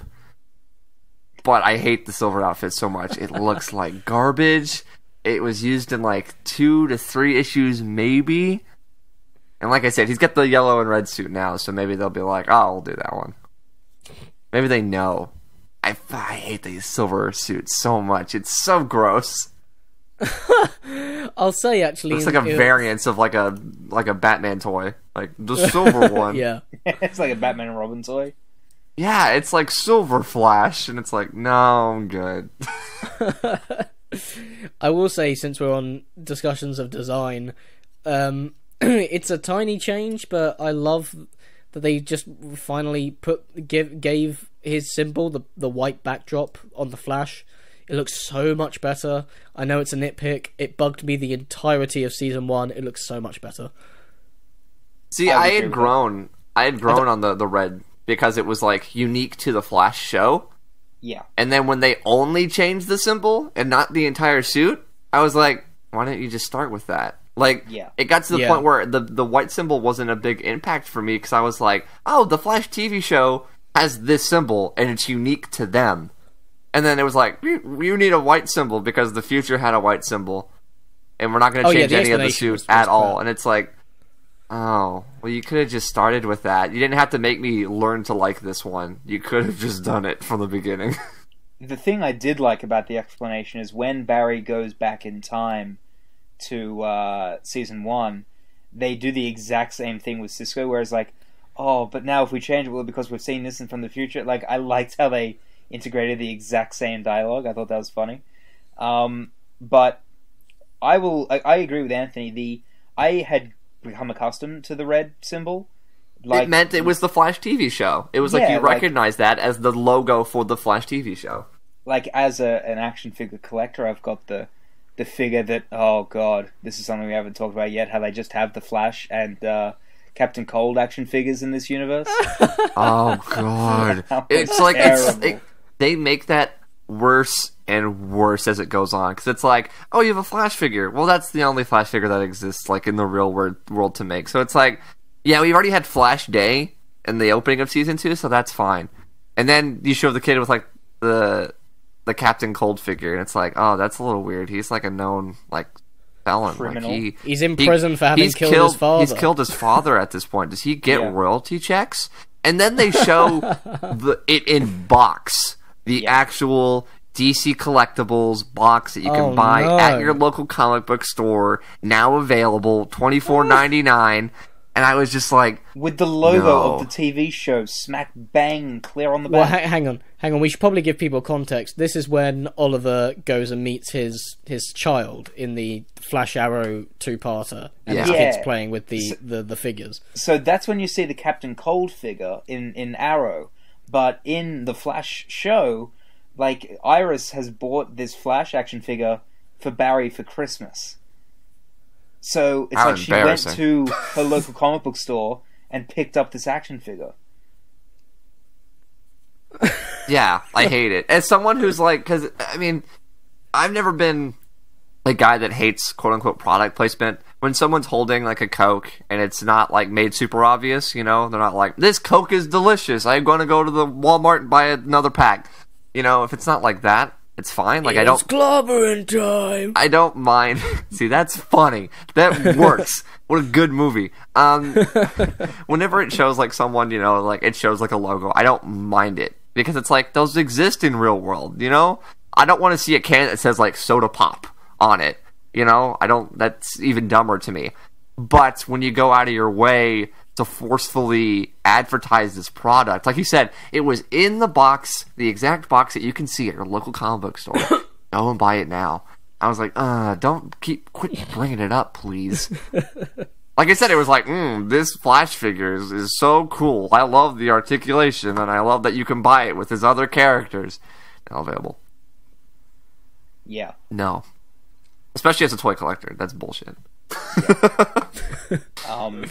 But yeah, so what I was going to say about the Flash symbol was that, like, I've got that Flash action figure, I've got the pop figure, and then I've got that little reaction figure, and they've all got that symbol. And it's cool because that is unique to season 1. So that's I don't mind it, but at the same time, it's like, you know, I do think that it just looks better. The white symbol, it just looks like the Flash. So yeah, I did grow accustomed to the red symbol, but the white one just I do think looks better. So see, now that I'm not collecting the CW figures anymore, I'm done. I had a lot of those figures, and now I don't have as many. I won't be buying like any more Flash stuff, and so now I have this Flash figure of season 1, so that I have it representing season 1, being like, oh, I like that season quite a bit. I don't have to worry about it anymore. I'm not buying your products. I'm not going. No matter how many Iris buys, not buying them.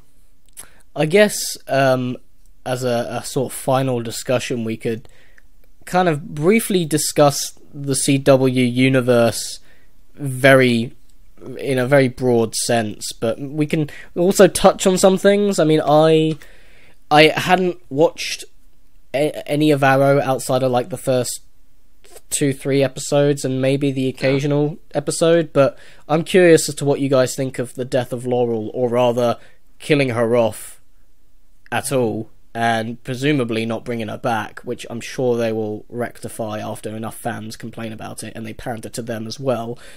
But what do you guys think about that? I mean, without the context of the story, because as I understand it, there is no real purpose to it. He just kind of kills Lance's... Is it? I don't know how to pronounce it. It's either Lance or Lance, but he kills his daughter because Lance obviously did something that he didn't like, this being Damien Dark, and then Laurel is in bed and she says to Oliver, you are the love of my life, but I'm not the love of your life, and that's Felicity, Oliver. Hashtag Olicity, and then dies. Hashtag Olicity.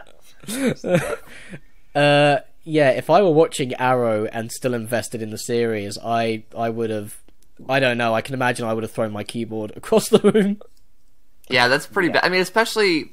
Laurel was such a character where in season 1 she was like fine, and then watching season 2 I didn't care for her, and then it wasn't until I went back and watched season 1 and 2 like as a whole that I realized that she had like a logical sort of growth as a character.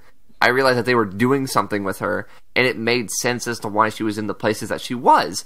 Watching it week to week and with the breaks, it was like, oh, Laurel again with the alcoholism. You know, it was like, oh, happy birthday, Katie Cassidy, with a picture of a wine glass looking disappointed. But watching it as a whole, I was like, oh, there's an actual story with her, and she's more than just, you know, Green Arrow's girlfriend, the Black Canary.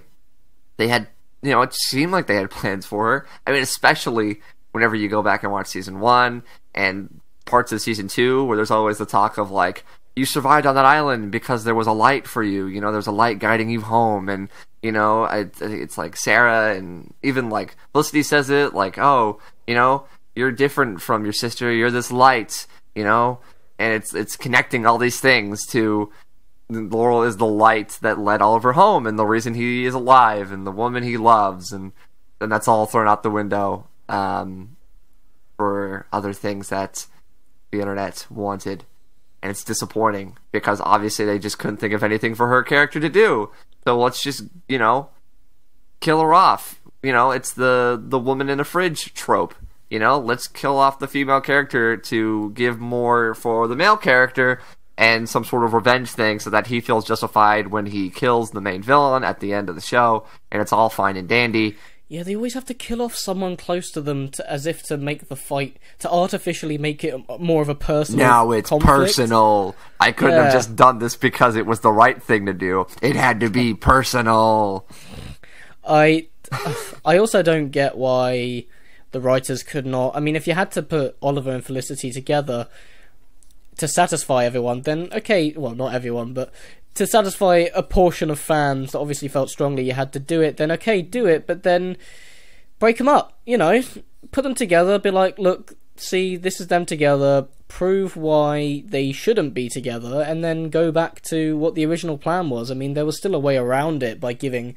I mean, it might have been annoying, but it still would have been a way to sort of, you know, acknowledge that wish and then carry on and continue going in a more organic direction. But instead, literally the only way they could get people to stop saying he should be with Laurel is to kill her off.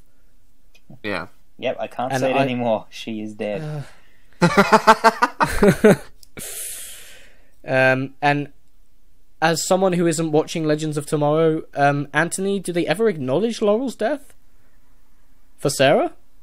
I don't watch Legends of Kirk. I do. Oh. No. I can't. I watched 2 episodes of Legends Tomorrow. I watched the pilot and I watched the episode with the Starling or a Star City in the future. Oh, I thought you watched the finale. Okay. No, I've been up to date with like comic movie articles where it's like, you won't believe who's in this show now. Yeah, all I watched was the episode with Grant Wilson because Grant Wilson was in it, and I was like, that sounds cool. It was great. So I told Anthony at the time, it's like, I think you'd probably like the episode with Old Man Oliver Queen. And he was like, so yeah, I mean, they do something with like Deathstroke, don't they? And I'm like, they sure do, and I think you'd like it. I really... Can I talk about that episode real quick? Yeah. All the Arrow stuff was awesome. I loved what they did with Old Man Oliver. I loved Grant Wilson. I loved the whole Connor Hawk storyline. I wasn't watching Legends of Tomorrow, so everything else was like, what? Why? Huh? I got plenty of entertainment from that episode just in the awful prosthetic beard they gave Stephen Amell. Oh, poor Stephen Amell. With the exact same haircut. They didn't do anything else. They literally just gave him his hair the same. He just turned grey. They literally drew some lines under his eyes and then just put a Santa Claus beard on him, and you can see the strap behind his head. 3 years. Where's my arm? 3 years of giving him this long wig on the island, and they couldn't give him a wig, like a grey long-haired wig, for this show. But instead they give him a beard which looks solid as a rock. Just that prosthetic beard, that was not hair. That was comedy gold, is what it was. He looked like Toy Santa from Santa Claus 2. Yeah. When Amell posted a picture of that, I initially thought it was like halfway through, like he was, because he was still in the chair while they were working on it. So I thought, oh, okay, so it must be like halfway done because it looks awful. Nope, that was it. That was it up on screen. Wow, that's great! Can't wait to see the finished product. Finished product? Oh. Oh my god, what's wrong with your face? Just like that. I get that reference. Yeah, that was fun. I think it's really neat that we have this quote-unquote CW universe where we can have a show with a bunch of like nobodies having fun, and a Flash show and an Arrow show, and Like, you could have this universe. It's very ambitious. It's cool. I feel like this is something that people have been wanting, you know? Because now that universes are a thing, you want to have connected sort of, like, comic book universe on TV. That being said, it's just not executed well enough for me to care anymore. I can't be bothered to want to know. It's like, oh man, what's happening on this show? Garbage? Okay, never mind. It got to a point where just the stuff that I don't like is outweighing the stuff that I do like. Yeah. For the sake of, oh, look, we're doing this character now. Oh, we're building this universe. Oh, isn't it cool? My whole reason for watching Legends of Tomorrow was because I found it really fun. It's like even though it's not necessarily executed perfectly, I liked the idea of going to the different time periods and the way they dealt with things. Like Sarah's a lesbian, and they go back to the 50s or whatever it is, and she can't put her lips on another woman's lips in the 50s? Exactly, not in the 50s. You've also got this African American character who sits at the main you have a table like everybody else. You got a burning black man in the 50s. That's not... oh, jeez. That can't be right. So they deal with I love that character as well. Sorry? I love that character as well, the new Firestorm. Oh, okay, you like him, huh? Oh, really? I'm not a huge fan, but... Keep in mind, the 50s one was one of the few other... The last time I watched Legends of Tomorrow was when they basically did Firefly, and they ran into pirates and stuff. But he's the most irreverent character that isn't... Even if he's going through something, it's usually not that huge a deal, and he's always a laugh. But I don't know, they might... I haven't seen what they did with him after then, so... I like Victor Garber. Victor Garber gets top billing on the show, which is really weird. That's Titanic money's paying off. I guess. Is Ray Palmer still interesting at all? Because I stopped liking him after Arrow. Funny enough, I began liking him after Arrow. No, I liked him in Arrow, but I think he's okay. I don't love what they've done with him, but I enjoy it. To me, the thing that I enjoyed about the show, apart from going to the different timelines, was the fact that it was such a wacky team of misfits, and I would like in the second season for them to do something with a completely different team. Maybe you keep a couple of members, but I'd like to see... I mean, they've already used Constantine. Put War Machine in there. I'd there. like to maybe... Sure, throw War Machine in there. That's exactly what I was going to say. Scarlet Witch, Vision, let's do that. War Machine can't be there. He's a little busy at the moment. He's gonna go in Harrison's wheelchair. I was gonna say I quite enjoyed the episode with Jonah Hex. So I'd be fine with them taking characters out of different time periods and doing something like that. That's what I said they should have done with Sarah, as opposed to bringing her back to life again. Yes. Now, granted, the stuff they've done with Sarah as a character, I've actually enjoyed.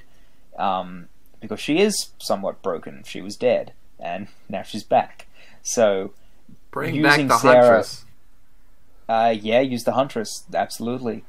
So if you had, like, Rip Hunter, John Constantine, Jonah Hex, the Huntress... Look, what a wacky team that is already. That's different. I'm fine with that. Or some of the other characters that you're not doing anything with that you've already introduced in Flash and Arrow. Oh, wait. Hold on a second. Remember when Pied Piper became a good guy because of time travel? I was going to bring that up earlier, actually. Yeah. Did anything happen with that? They had a line in the episode where they gave Flash's powers back, I think, or when they were retrofitting Cisco's vibe technology to pull Barry out of the Speed Force. It was I just remember them being in that room and him saying, we called him and he gave us some recommendations. Because he knows what frequency is, pretty much. They made him a good guy, and then they didn't do anything with it. I thought he was going to be part of the main I thought so too. Team for a second. Yeah, and then they didn't do anything with it. And then he was like, right, bye. Fucking went home to his parents that are okay with him being gay. Oh, damn it. You changed time too much. They made him straight by accident. You made your parents progressive. I will say, the Flash Supergirl crossover, I mean, anytime I've tuned into Supergirl, I've laughed at it more than I have enjoyed it. But I thought that episode, at the end of the day, it was really fun and those characters were really enjoyable together. I'd be totally up for them pursuing a romance if they decided to do that in the future with them being in the same space. Sam did tweet my favourite thing ever, which was that he was disappointed that Barry didn't totally fuck Supergirl. Oh yeah, Mr. That was an amazing tweet. It was the truth. I mean, like, no Super strings speed attached. fuck. Go for a quick one and then back to Earth 1. I mean, they're Would've both been a quick fast. one. Yeah. And Jimmy Olsen wouldn't even know. Big Black Jimmy wouldn't even know that they did it. Big, beautiful black Jimmy. Yeah. Big, bold, beautiful Black Jimmy. That is an interesting Jimmy. Just a hulking, handsome, model guy. Hulking. My God, Jimmy Olsen. You can just imagine, like, you know, if they did do a multiverse thing, like, imagine, like, the Christopher Reeve Superman, like, having to see this Jimmy. Imagine like, any of the Jimmys just meeting this Jimmy and being like, wow. Oh, yes, they had a crossover of the Jimmys. Like, the Jack Jimmy? Larson Jimmy, the Sam Huntington Jimmy. Hey, Iceman's I love twin. Jimmy Olsen. The guy from Batman v Superman with his brains blown out. He's just Dead dead. Jimmy. The dead Jimmy. The Jimmy League shows up at the battle, and one of them is just like dead on the ground. Like, oh, ignore him.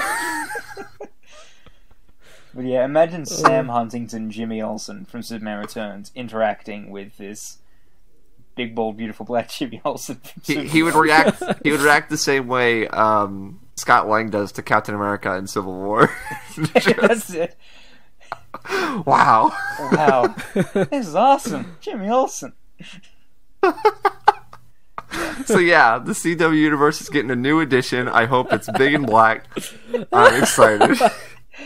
Oh, man. Oh. Well, I guess that's a good note to wrap up our discussion on. Sorry, Jim. Thanks for coming on, guys, as always. Kirk, how do people reach you if they want to see more of your stuff? You can find me on the Twitter at KirkBeatty, and I'm also Kirk_Beatty on Instagram, where I don't post a lot of stuff, but there are conventions coming up and such, so hopefully I'll put some images. And you can also find my YouTube channel, Shades at Night. Night with a K. Anthony? I have several places that you could find me. On Twitter and Instagram, you can find me at Anthony Lantern, where I tweet many humorous and funny things, and I post pictures on my Instagram. You can find me many places on the YouTube as well.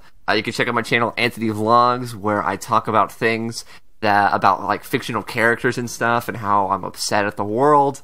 You can also check out my new ambitious project known as My DC Universe, where I am basically retelling my version of the DC Universe in a new, exciting way, because I'm not satisfied with any version of the DC Universe right now. Whether that be movies or TV shows or comics, I'm done with it. So I said, you don't like the CW you know what? universe? Not anymore. Not ever since okay. The Flash I happened. didn't get that sense from our conversation just now. Yeah, if they bring in the big black beautiful Jimmy, maybe I'll Make him give it the a lead little. of the universe. If they make him the CW Jimmy universe, maybe. If they make him like Cancel the other shows, just make a Jimmy show. And spin off everybody. Big Black from that. Jimmy. I would love a Jimmy show. My name is Jimmy Olsen. I'm black. And I'm I'm beautiful. I'm beautiful. So Real handsome. damn, I mean, come on. Check out my DC universe, where now I have to make a Jimmy Olsen episode. It's been getting a lot of positive feedback from a few people, so that's exciting. I'm pretty surprised, honestly, to hear from people that are liking it. Thank you. Loving your DC universe. I can't wait to see where it's all going. I had a friend who was talking about my Flash episode and saying that they really don't know much about the Flash, but they gathered enough from my episode to kind of understand what I was going for, and that's awesome. That's what I want to do. I've got tons of ideas. Next episode coming out probably within the next week is about Wally West, and I'm super stoked. So check it out. My DC Universe. It's great. Cool. I don't need to plug myself because you guys are already on my channel. Good job. But if you do want to find Sam, you can find him at Samuel Gavin. Yeah, at Samuel Gavin. There you go. There we go. If you want more tweets about the Flash fucking Supergirl, you can follow me on Twitter. At Sammy Gavs. Go. Guys, thanks for coming on. Always a pleasure. Always a lot of fun. And yeah, till next time, everyone. Thanks for listening. And yeah, bye bye. Black.